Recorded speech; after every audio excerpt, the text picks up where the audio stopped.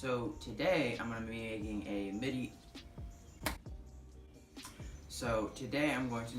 a mini metal foundry.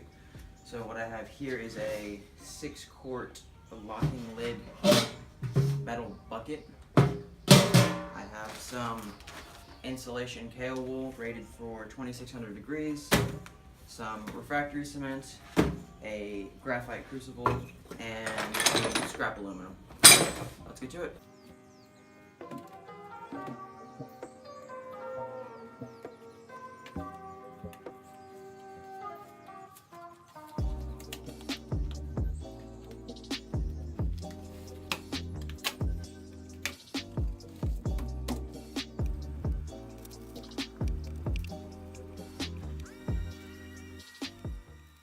So from the beginning I took the KO wool and saw how much I could fit in the bucket, and I saw how much I could fit in the lid.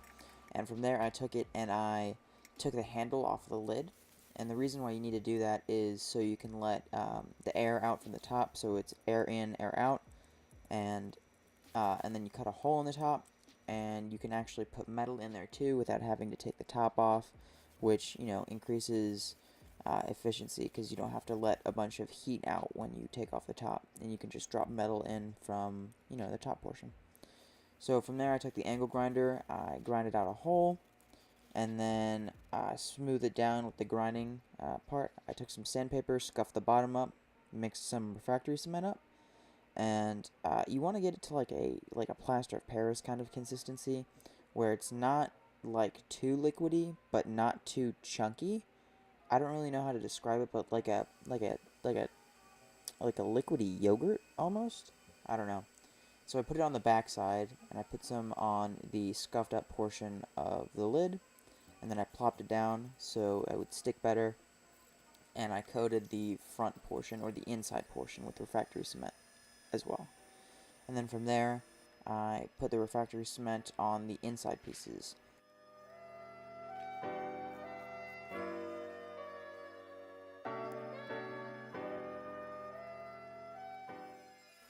I used a trading card, or like a little note card solely, so I wouldn't touch the KO wool with my bare hands, because it's exactly like fiberglass insulation, and it will like itch and make your hands swell and everything, and it's just not too terribly great.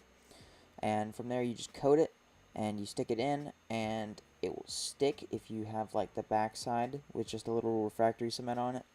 And then you can see me here putting that last little square in. And then from there what I did was I kept the gloves on, mixed up the last section, and I proceeded to smooth out the inside. So this took 15 to 20 minutes to do, but it's essentially, I put the gloves on, just stuck my fingers in the little container, and I proceeded to smooth out the inside, making sure that the gaps in between the two pieces of KO wool were less noticeable and less likely to like split when I fired this. And so you just want to fuse the bottom piece and the top pieces together. So right here I kind of demonstrate what it's like after like 2 or 3 days of drying.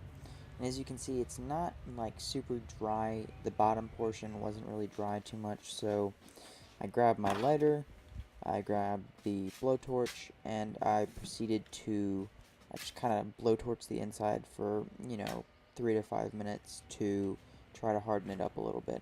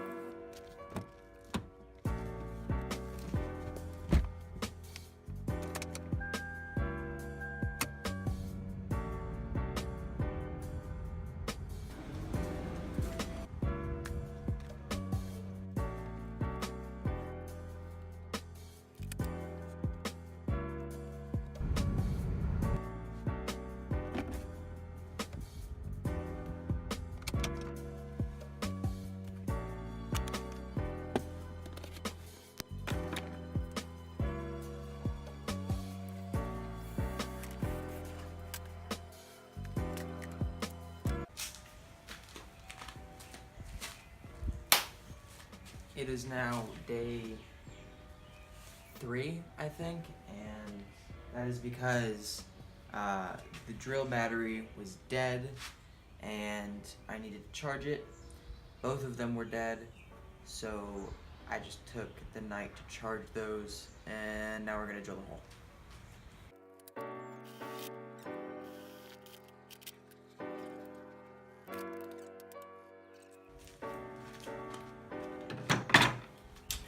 So I got the angle grinder here, and we're just gonna finish cutting off this.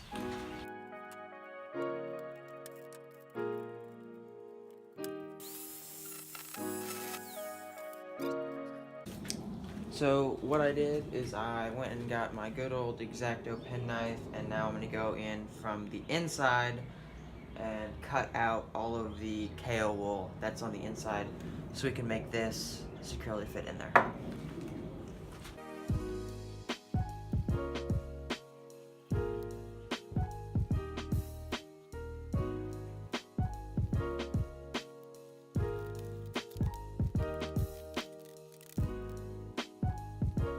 So right here what I've done is I've angled the nozzle, and as you can see it's kind of angled in there.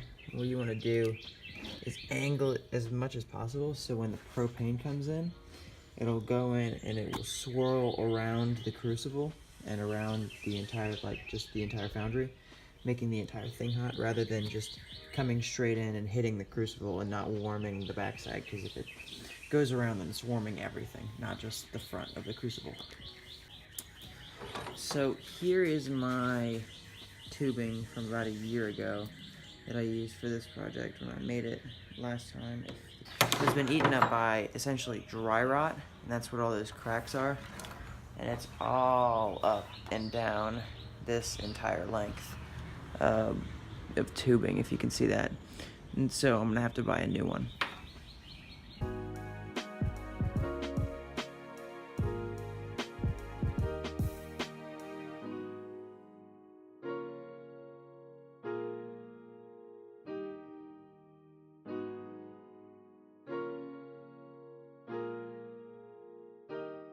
So this is me and my good friend Philip setting up the entire Foundry deal, and we got the propane tank set up, and we had to set up a shop vac to blow air into the intake of the propane, just so the flame would be nice and blue and would heat everything up properly.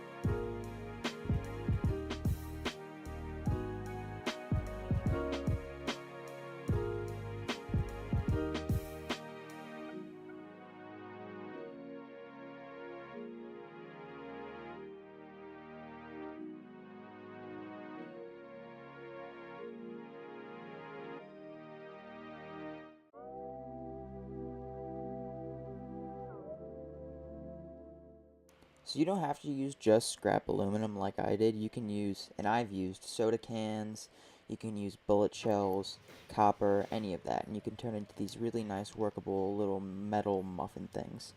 And next week I'm going to improve upon that by casting a few things out of that. So make sure to subscribe. If you liked the video, then hit the like button. If you didn't like it, then hit the dislike button and leave a comment telling me what I could have done better next time. But until next time, thank you guys so much for watching, and you guys have a nice day.